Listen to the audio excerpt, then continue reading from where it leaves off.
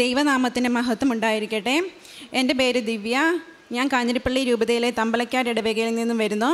ഞാൻ ഇവിടെ വന്ന് ഉടമ്പടി എടുത്തത് 25/7/2022 ഞാൻ എൻ്റെ ചേച്ചി പറഞ്ഞിട്ടാണ് ഇവിടെ വന്ന് ഉടമ്പടി എടുത്തത്. ഞാനൊരു നേഴ്സാണ് പ്രൊഫഷണലി. അപ്പം ഞാൻ യൂറോപ്യൻ കൺട്രീസിൽ എവിടെയെങ്കിലും പോയി ഒന്ന് വർക്ക് ചെയ്യണമെന്ന് എനിക്ക് അതിയായ ആഗ്രഹം ഉണ്ടായിരുന്നു. പക്ഷേ എനിക്കത് പഠിക്കാനായിട്ടുള്ളൊരു സാഹചര്യങ്ങൾ, അതായത് എൻ്റെ വീട്ടിലെ അസ്വസ്ഥതകൾ, ജോലി, കൊച്ച്, ഇതെല്ലാം കാരണം എനിക്കൊന്ന് നന്നായിട്ടൊന്ന് പഠിക്കാനായിട്ട് എനിക്ക് പറ്റുന്നില്ലായിരുന്നു. അപ്പോൾ ഇവിടെ വന്ന് ഉടമ്പടി എടുക്കുന്നതിന് മുമ്പ് ഞാൻ ഓൾറെഡി ഒന്ന് ട്രൈ ചെയ്തായിരുന്നു. അതോടെ എനിക്ക് മനസ്സിലായി എൻ്റെ കഴിവുകൊണ്ട് എനിക്കിത് പറ്റത്തില്ല, എനിക്ക് പാസ്സാകാൻ പറ്റത്തില്ലെന്ന് എനിക്കറിയാമായിരുന്നു.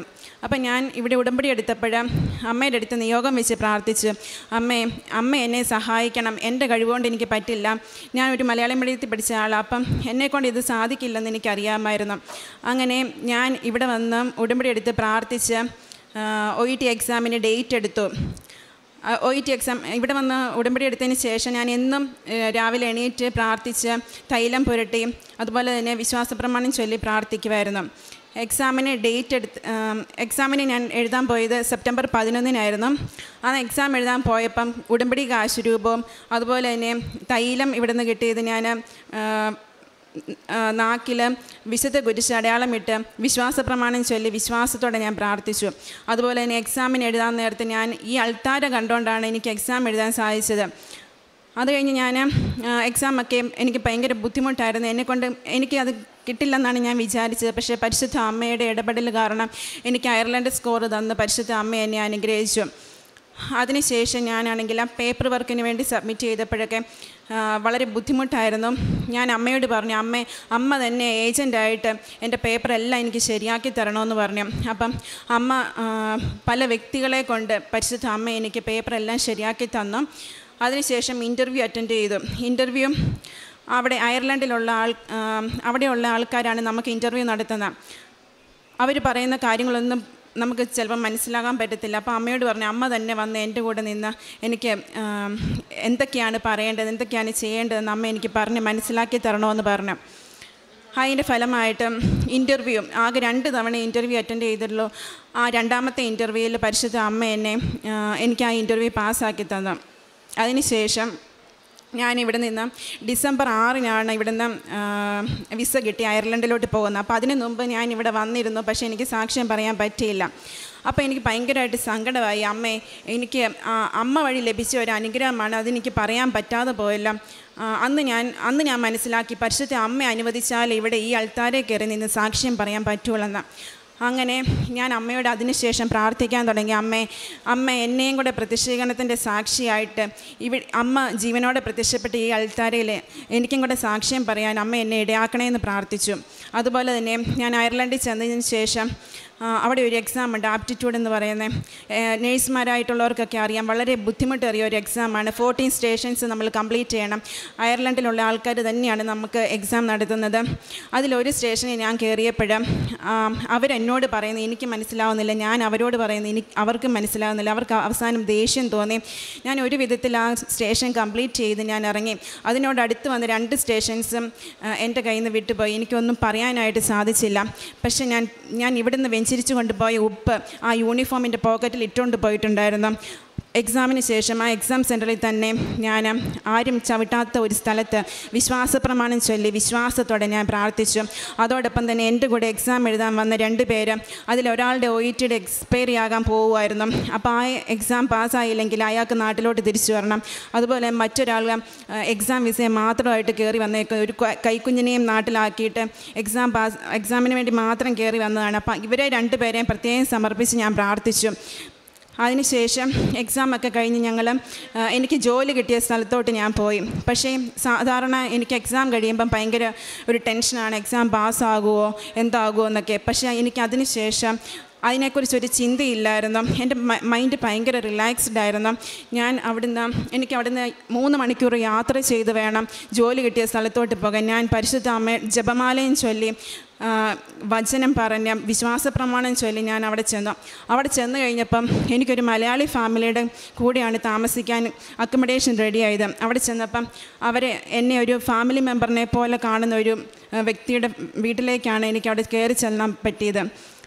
അതുകൂടാതെ ഞാൻ കണ്ടുമുട്ടുന്ന ഓരോ വ്യക്തികളുടെ അടുത്തും ഞാൻ പറയുമായിരുന്നു കൃപാസനത്തെക്കുറിച്ച്, ഇവിടെ നടക്കുന്ന അത്ഭുതങ്ങൾ അടയാളങ്ങളെക്കുറിച്ച് ഞാൻ പറയുമായിരുന്നു. പിന്നെ ഞാൻ അയർലൻഡിൽ അവിടെ ദേവാലയത്തിൽ എനിക്ക് അവധിയുള്ള ദിവസങ്ങളിലെല്ലാം അവിടെ പോയി ദേവാലയത്തിൽ പരിശുദ്ധ കുർബാനയെ പങ്കുകൊള്ളുമായിരുന്നു.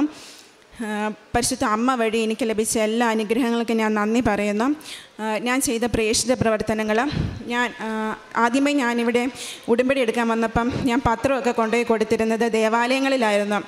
അതിനുശേഷം ഉടമ്പടി പുതുക്കാൻ വേണ്ടി വന്നപ്പം എനിക്ക് ഭയങ്കര ടെൻഷനായിരുന്നു. ഞാൻ ഈ പത്രമല്ല എവിടെ കൊണ്ടുപോയി കൊടുക്കും, ഞാനിതൊക്കെ ഓർത്തോണ്ട് ഞാൻ ബസ്സിൽ ഇങ്ങോട്ട് വരുന്നത്. പക്ഷേ ഞാൻ ഇവിടെ വന്ന് അകത്ത് കയറി ഞാൻ ഈ ടോക്കൺ എടുക്കാൻ വേണ്ടി നിന്നപ്പം ജോസഫ് അച്ഛൻ ഇവിടെ നിന്ന് പറയുക, നമ്മുടെ പാപങ്ങൾക്ക് വേണ്ടി കുരിശ് മരിച്ച ഈശോയെക്കുറിച്ച് പറയാൻ നമ്മൾ എന്തിനാണ് ലജ്ജിക്കുന്നത്?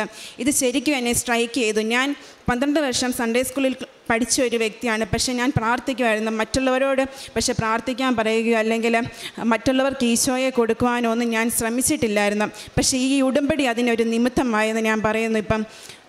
അതുപോലെ തന്നെ പ്രേക്ഷിത പ്രവർത്തനങ്ങൾ ഞാൻ പിന്നീട് ഉടമ്പടി പുതുക്കിയപ്പം ചെയ്തത് കാഞ്ഞിരപ്പള്ളിയിലും പാലായിലും അവിടെയുള്ള ഹോസ്പിറ്റലിൽ കയറി ഞാൻ പത്രം, അതായത് ഉടമ്പടിയെക്കുറിച്ച് പറഞ്ഞ് ഞാൻ കൊടുക്കുമായിരുന്നു. എന്താണ് ഉടമ്പടി? പലർക്കും കൃപാസനത്തെക്കുറിച്ച് അറിയാം, പക്ഷേ എന്താണ് ഉടമ്പടി പ്രാർത്ഥനയെന്ന് അവർക്കറിയില്ല. അപ്പോൾ അവരെക്കുറിച്ച് എന്താണ് ഉടമ്പടി പ്രാർത്ഥന, എന്തൊക്കെയാണ് നമ്മൾ ചെയ്യേണ്ടത്, അതെല്ലാം ഞാൻ അവർക്ക് എക്സ്പ്ലെയിൻ ചെയ്ത് പറഞ്ഞു കൊടുത്താണ് പത്രം കൊടുത്തിരുന്നത്. പിന്നീട് ഞാനാണെങ്കിൽ കടകളിൽ കൂടെ ഇറങ്ങി കൊടുക്കുമായിരുന്നു. പലരും എന്നോട് ചോദിച്ചിട്ടുണ്ട്, നിങ്ങൾക്ക് വേറെ പണിയില്ല, അതിൽ മോശമായ രീതിയിൽ പറഞ്ഞിട്ടുണ്ട്. പക്ഷേ ഞാൻ അതിലൊന്നും തളർന്നില്ല. ഇപ്പം ഞാൻ അയർലൻഡിൽ നിന്ന് ഇവിടെ വന്നിരിക്കുന്നത് എൻ്റെ ഫാമിലീനെയും ഹസ്ബൻഡിനെയും കുഞ്ഞിനെയും കൂടെ കൊണ്ടുപോകാൻ വേണ്ടിയിട്ടാണ്. അപ്പം ഞാൻ ഇവിടെ മെയ് 7 ഇവിടെ വന്ന പരിശുദ്ധ അമ്മയുടെ അടുത്ത് വന്ന് നന്ദി പറഞ്ഞിരുന്നു. അതോടൊപ്പം മെയ് 11 ഞാനിവിടെ വന്ന് ഉടമ്പടി പുതുക്കി. അതിൻ്റെ പിറ്റേന്ന് തന്നെ ഞാൻ കിട്ടിയ പത്രങ്ങൾ പരിശുദ്ധ അമ്മ എന്നോട് പറയുന്ന പോലെ എനിക്ക് ഫീൽ ചെയ്തു. പല വീടുകളിൽ കൂടെ കയറി ഇറങ്ങി കൊടുക്കണമെന്ന്. അപ്പം ഞാൻ എൻ്റെ ഹസ്ബൻഡിനെയും കൂട്ടിക്കൊണ്ട് ഞങ്ങളുടെ വീടിന് കുറച്ച് ദൂരെയുള്ള സ്ഥലത്ത് ഞാനും ഹസ്ബൻഡും കൂടെ പോയി ഞങ്ങൾ വീടുകൾ കയറി ഇറങ്ങിയിട്ട് കൊടുത്തു. അതിൽ പലർക്കും കൃപാസനത്തെക്കുറിച്ച് അറിയാമായിരുന്നു, പക്ഷേ വരണമെന്ന് ആഗ്രഹമുണ്ട്, അവർക്ക് വരാൻ പറ്റുന്നില്ല. അപ്പം ഞാൻ അവരോട് പറഞ്ഞു, പരിശുദ്ധ അമ്മയോട് ജപമാല ചൊല്ലി തീക്ഷ്ണമായിട്ട് പ്രാർത്ഥിക്കുക, അമ്മ തന്നെ അതിനുള്ള വഴി ഒരുക്കി തരും. കാരണം ഞാനിവിടെ ആദ്യം ജൂൺ 18 വന്നതായിരുന്നു, പക്ഷേ അന്ന് തിരക്ക് കാരണം എനിക്ക് എടുക്കാൻ പറ്റാതെ പോയി. എന്നെ പെട്ടെന്ന് തിരിച്ചിവിടെ കൊണ്ടുവന്ന് ഉടമ്പടി എടുപ്പിക്കണമെന്ന് പറഞ്ഞിട്ട് ഞാൻ അമ്മയുടെ അടുത്ത് പോയത്. പക്ഷേ 1 മാസത്തിന് ശേഷമാണ് എനിക്ക് വന്ന് എടുക്കാൻ പറ്റിയത്. അപ്പോൾ എൻ്റെ ചേച്ചി ഇവിടെ വന്ന് ഉടമ്പടി എടുത്തിട്ടുണ്ട്. ചേച്ചി എന്നോട് പറഞ്ഞു, നീ ജപമാല ചൊല്ലി പ്രാർത്ഥിക്കണം, അപ്പം പരിശുദ്ധ അമ്മ തന്നെ നമുക്ക് വഴി കാണിച്ചു തരുമെന്ന്. അങ്ങനെ എനിക്ക് കിട്ടിയ അനുഭവങ്ങൾ ഞാൻ പലരോടും എൻ്റെ കൂട്ടുകാരോടും എല്ലാം ഞാൻ ഷെയർ ചെയ്യുമായിരുന്നു. പിന്നെ കാരുണ്യ പ്രവർത്തികൾ ചെയ്തിരുന്നത് ഞാൻ ഹസ്ബൻഡും കൂടെ വീട്ടിൽ തന്നെ പൊതിച്ചോറുണ്ടാക്കി ഗവൺമെൻറ് ഹോസ്പിറ്റലിൽ കൊണ്ടുപോയി കൊടുക്കുമായിരുന്നു. പിന്നെ സാമ്പത്തികമായിട്ട് മറ്റുള്ളവരെ സഹായിക്കുമായിരുന്നു. പരിശുദ്ധ അമ്മ വഴി തിരുക്കുമാരനോട് ലഭിച്ച എല്ലാ അനുഗ്രഹങ്ങൾക്കും ഞാൻ നന്ദി പറയുന്നു. പരിശുദ്ധ അമ്മയുടെ മധ്യസ്ഥ സഹായത്തിൽ പ്രത്യേകിച്ച് പുറത്തേക്ക് പോകുവാനും അതിനുള്ള സാഹചര്യങ്ങളെല്ലാം ക്രമപ്പെട്ടു എന്നുള്ളതാണ് സാക്ഷ്യം. ഇതിൽ ഏറ്റവും പ്രധാനപ്പെട്ടത് നമ്മൾ ഉടമ്പടി എടുക്കുവാനായിട്ട് ആഗ്രഹിക്കുന്നവർ ജപമാല ചൊല്ലി പ്രാർത്ഥിക്കണം എന്നുള്ളൊരു പ്രാക്ടിക്കൽ ഒരു കാര്യം ഈ ഒരു സാക്ഷ്യത്തിൽ ഈ വ്യക്തി പറയുന്നുണ്ട്. അതായത് ഒരുപാട് പേര് ഉടമ്പടി എടുക്കുവാനായിട്ട് ആഗ്രഹിക്കുമ്പോഴും സാഹചര്യങ്ങൾ ക്രമപ്പെടാതിരിക്കുമ്പോഴൊരു പ്രാക്ടിക്കൽ ടിപ്പ് എന്നോണം ഒരു ജപമാല ചൊല്ലി പ്രാർത്ഥിച്ച് നിങ്ങളതിലേക്ക് പ്രത്യേകം ഒരുങ്ങണം. അത് വ്യക്തിപരമായ ഒരു അനുഭവത്തിൽ നിന്നാണ് അങ്ങനൊരു കാര്യം ഇപ്പോൾ സാക്ഷ്യത്തിലൂടെ ഇപ്പം നമ്മളുടെ മുമ്പിൽ നിന്ന് പറയുന്നത്. കാരണം ഉടമ്പടിയിലേക്ക് കടന്നു വരുന്ന വ്യക്തികൾക്ക് ഒരുക്കം ഏറ്റവും പ്രധാനപ്പെട്ട, അത് ജപമാലയിലൂടെ ആകണമെന്നുള്ളത് ഏറ്റവും പ്രധാനപ്പെട്ട ഒരു അനുഭവമായിട്ട് ഈ സാക്ഷ്യത്തിൽ നിന്ന് മനസ്സിലാക്കും. ഇപ്പോൾ രണ്ടാമത്, ഉടമ്പടിയിൽ നിലനിൽക്കുമ്പോൾ വ്യക്തമായിട്ട് ഉടമ്പടി സാക്ഷ്യങ്ങളും ഉടമ്പടിയിലെ ബഹുമാനപ്പെട്ട ജോസഫ് അച്ഛൻ്റെ ആരാധനയുമൊക്കെ കൂടുതൽ ഈ ഒരു പ്രചോദനത്തിൽ നിലനിൽക്കുവാൻ ഇടവെന്നുള്ളതും ഏറെ പ്രേക്ഷിത പ്രവർത്തനം കാരുണ്യപ്രവർത്തനം ചെയ്യുമ്പോൾ ഇദ്ദേഹത്തിൻ്റെ ജീവിത പങ്കാളി ഇതിനോടൊപ്പം ചേർന്ന് നിൽക്കുന്നുണ്ട്. അപ്പോൾ എല്ലാം ഏറ്റവും മനോഹരമായ അനുഭവങ്ങളല്ല എങ്കിലും എല്ലാ അനുഭവത്തിൻ്റെ നടുവിലൂടെയും ഉടമ്പടിയിലൂടെ ക്രിസ്തുവിന് വേണ്ടി ഞാൻ ഇറങ്ങിത്തിരിക്കണം എന്നുള്ളൊരു ബോധ്യം. മൂന്നാമത്തത്, ഉടമ്പടി സാക്ഷ്യങ്ങൾ സ്ഥിരം കേൾക്കുന്നവരാണെങ്കിൽ നമുക്കറിയാം മാതാവ് തന്നെ ഓരോ വ്യക്തികളെയും ഡിറക്റ്റ് ചെയ്യുന്നത്. കാരണം ഉടമ്പടിയിലെ സാക്ഷ്യങ്ങളും ഉടമ്പടി ആരാധനയും നിങ്ങളിവിടെ 90 ദിവസത്തിന് ശേഷം വരുമ്പോൾ കിട്ടുന്ന ഡിറക്ഷനേക്കാളും അപ്പുറം മുകളിൽ നിന്ന് മാതാവ് തന്നെ വാട്ട് ഈസ് നെക്സ്റ്റ് എന്ന് ഒരു വ്യക്തിയെ കൊണ്ട് ചെയ്യിപ്പിക്കുന്നതും അവർക്കങ്ങനെ ഒരു നോട്ട് കൊടുക്കുന്നതും അവരതുപോലെ പ്രവർത്തിക്കുന്നതും അനുഭവം കിട്ടുന്നതും ഒക്കെ ഇപ്പം ഉടമ്പടി സാക്ഷ്യങ്ങളിൽ ആവർത്തിക്കുന്ന കാര്യങ്ങളാണ്. അപ്പം ഓരോ സാക്ഷ്യത്തിൽ ഇതുപോലെ നമ്മുടെ ജീവിതത്തിലേക്ക് ചേർക്കാനായിട്ട് കുറേ കാര്യങ്ങളുണ്ട്. ദൈവത്തിന് നന്ദി പറയാൻ കുറേ കാര്യങ്ങളുണ്ട്. ഒപ്പം പരിശുദ്ധ അമ്മയുടെ ശക്തമായ ഇടപെടൽ ആ വ്യക്തികൾ അനുഭവിക്കുന്നുണ്ട്.